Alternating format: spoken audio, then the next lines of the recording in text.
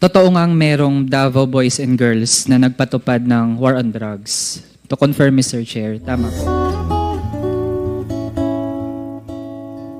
Dating pinatawag ni former President Rodrigo Duterte. Nung pinatawag siya, ibinahagi ba yung plano na i-implement nationwide yung war on drugs? Tama po ba? Yes, Mr. Chair.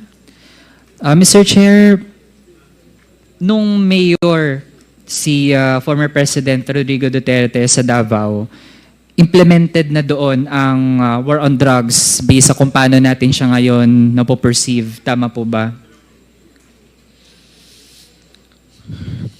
Yes, Mr. Chair.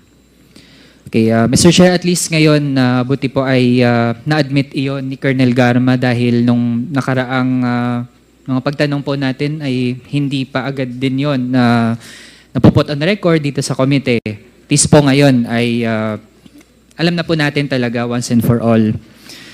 Mr. Chair, nung station commander si Colonel Garma, nung panahon ni former President Rodrigo Duterte as mayor, ibig sabihin po ba nun ay, given her role, isa po siya sa mga nag-implement ng war on drugs sa Davao. Tama po ba iyon, Mr. Chair?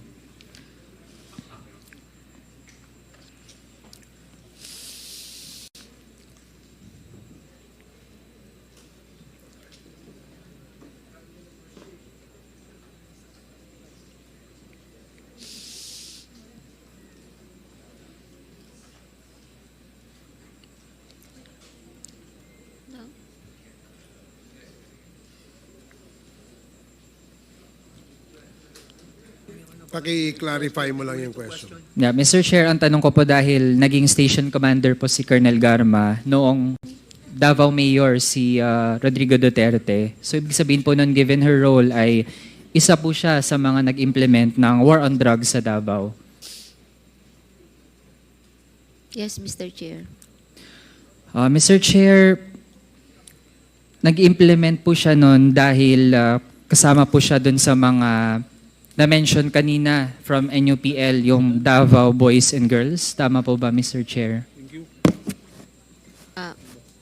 Mr. Chair, can I explain my answer, Mr. Chair, so that maintindihan po ni Congressman? Sige. Yes, Mr. Chair. Pakilapit lang po yung microphone Yes, sa inyong bibig. This is how it works actually.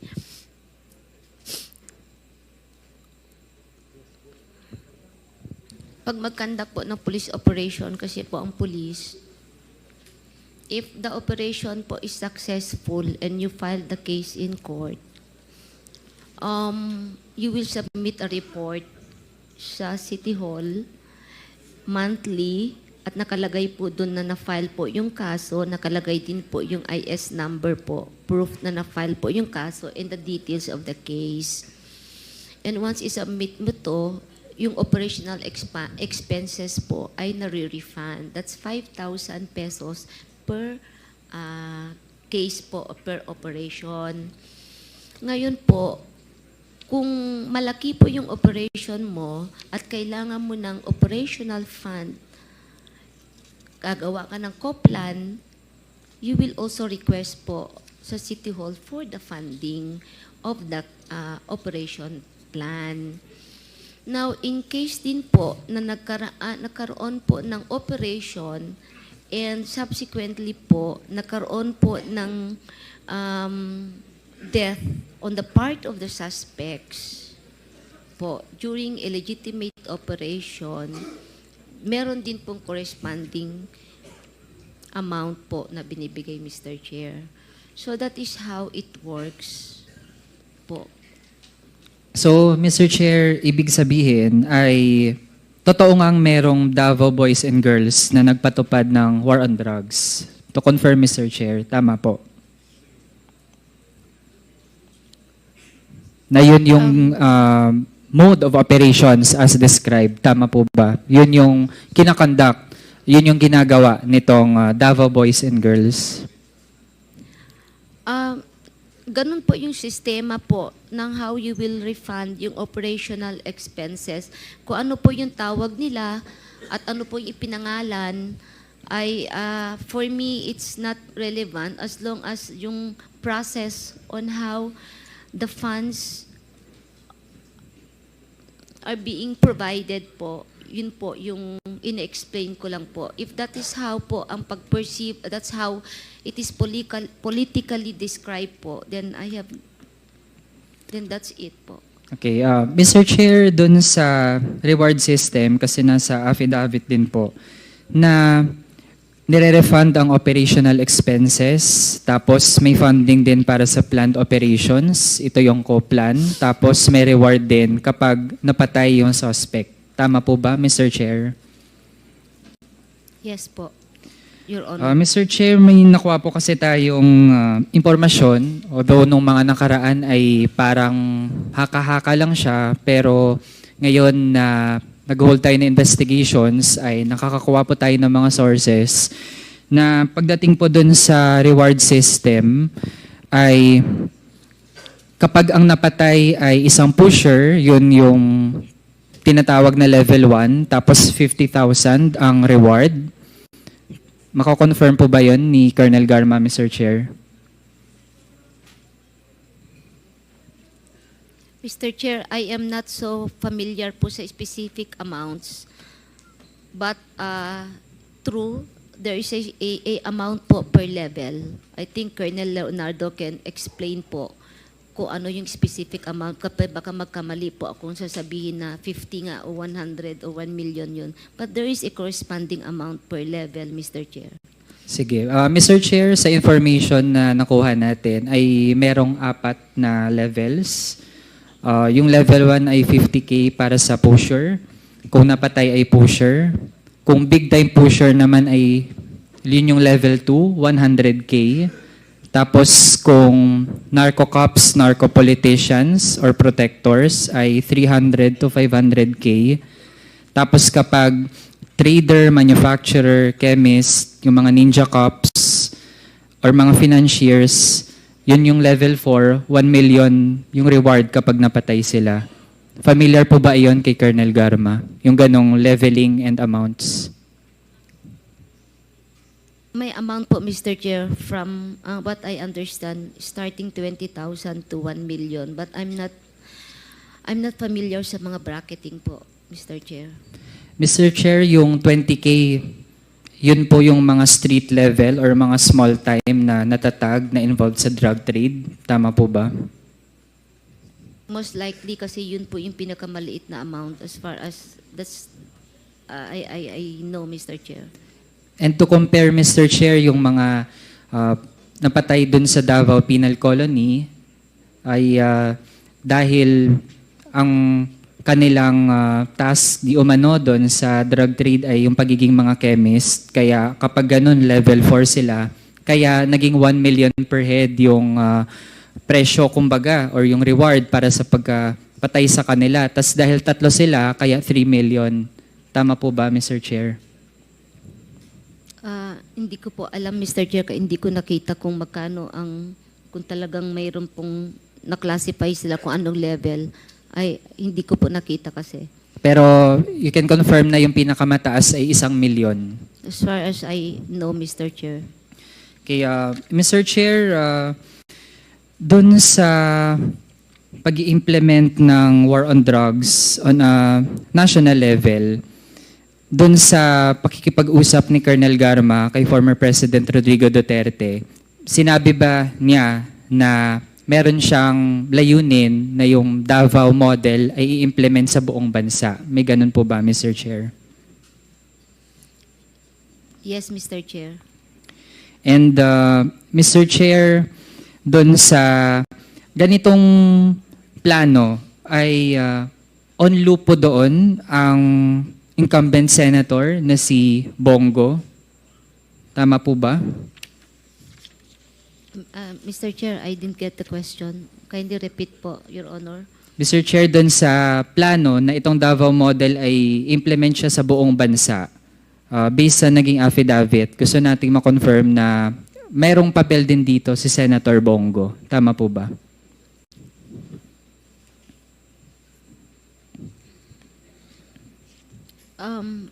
sa aking understanding, it would appear, Mr. Chair, kasi po siya ang minimit ni Sir Leonardo. Mr. Chair, kapag may napatay na suspect doon sa drug trade, kanino unang nire-report yung mga instances na merong napatay?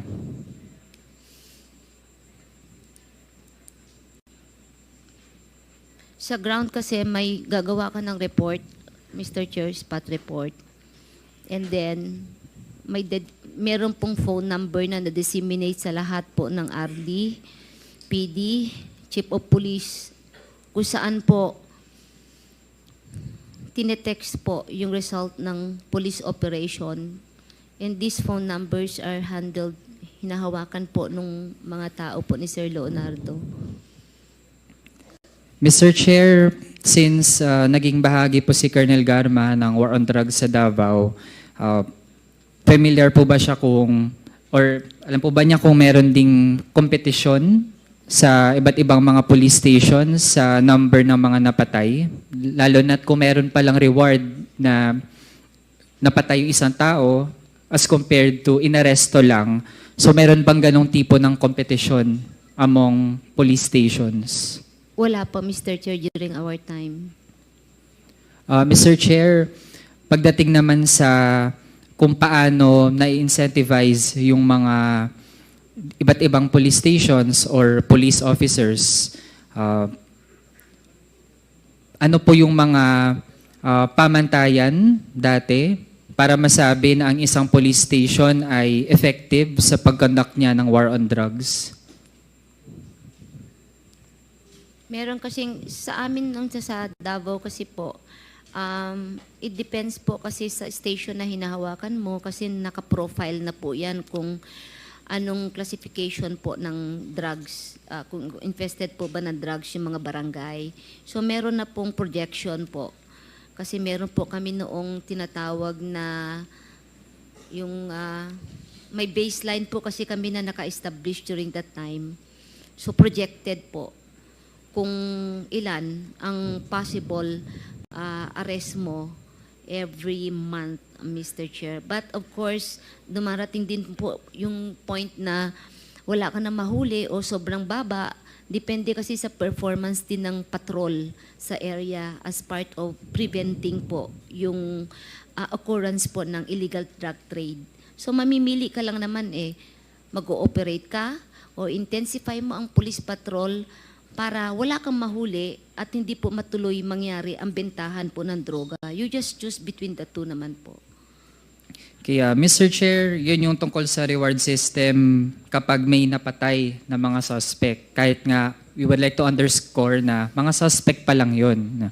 Mr. Chair, pagdating dun sa funding ng mga planned operations, sino po ang nagfa-fund ng mga ganong operasyon, yung tinatawag na co-plan, batay dun sa affidavit?